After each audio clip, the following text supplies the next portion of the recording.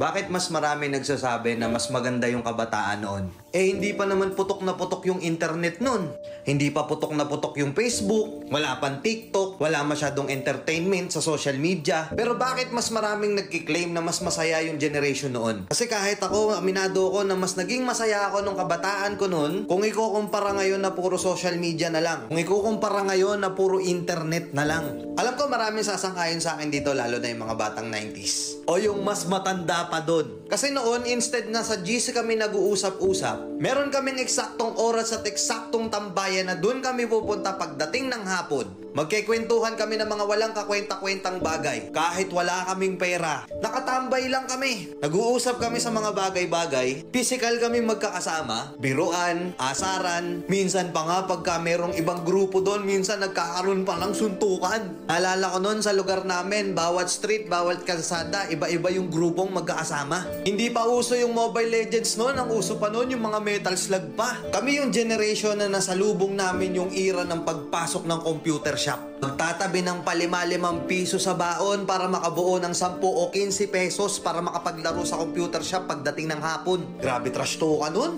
Sobrang ingay sa computer shop. Dalawa lang yung sikat na nilalaro nun. Dota tsaka Counter. Wala pang GC sa Facebook nun. Pero alam namin kung kailan yung call time namin para magkita-kita kami ng mga kaibigan namin noon. Hindi pera ang currency namin noon. Pakapalan ng text at pogs ang basehan noon para malaman kung gaano kakalakas noon. Meron ba sa inyong mga nakapaglaro na noon? May Jolen, pupunta ka sa tindahan, kukuha ka ng tansan, bubutasan mo, gagawin mong sipa. Kada dadating yung Pasko, hindi pwedeng hindi ka magpapabili ng pellet gun. Kami yung mga kabataan noon na hindi pwedeng hindi kami mawawalan ng sugat sa katawan. Sub-sub dito, sugat-sugat na tuhod, at kung ano-ano pang sakit sa katawan. Napakasaya noon kasi ang kasiyahan namin noon sobrang simple lang. Kahit wala kaming pera, basta kompleto ang tropa, okay na okay na. Yung tipong pupunta ka sa court, makikipagpustahan ka, kahit yung pusta ay tubig lang, palag-palag na. Ibang klase yung tuwa at saya, lalo na nung nakikipaglaro ka pa ng luksong baka, Tom Sawyer pa. Nakakamiss, di ba?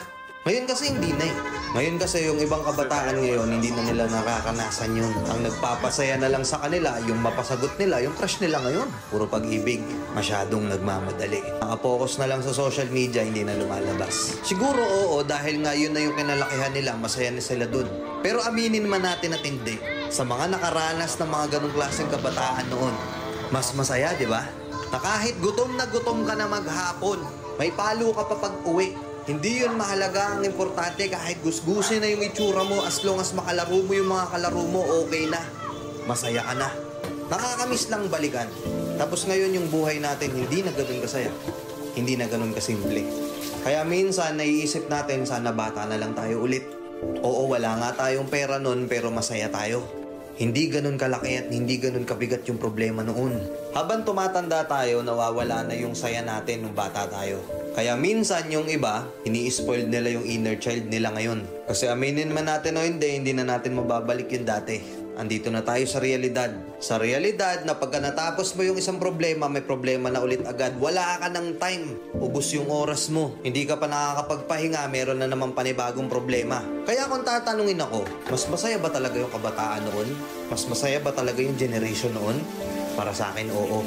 Sa nakikita ko ngayon na yung mga bata nakapokus na lang sa cellphone, tablet, sa computer, na yung iba halos hindi na mabitawan yung mga gamit na yun. Siguro isang reason din kung bakit ang kakapal na ng mukha natin ngayon. Kasi noon, nung bata pa tayo, kahit hindi natin kakilala, nakikipaglaro tayo. Tapos wala pang ilang oras, best friend na natin, kaibigan na natin, kasama na kagad sa circle of friends natin. Malamang sa malamang nga, meron kang mga nakalaro noon na ilang araw mong nakalaro, ilang linggo mong nakalaro, pero hanggang ngayon hindi mo kilala kung sino siya o anong pangalan niya. Hindi mahalaga kung sino siya, ang mahalaga masaya at nag-enjoy ka ng mga panahon na yun. Tama, di ba? Kaya kung isa ka sa mga tinutukoy ko na naging masaya yung kabataan noon, kamusta po? Sana okay pa rin kayo. Nakakamiss, no? Sobrang dami na nating struggle sa buhay, sobrang dami na nating pagsubok sa buhay. Pero masaya na din kasi naranasan natin noon yung ganong klase ng pamumuhay ng kabataan. Simple lang pero masaya.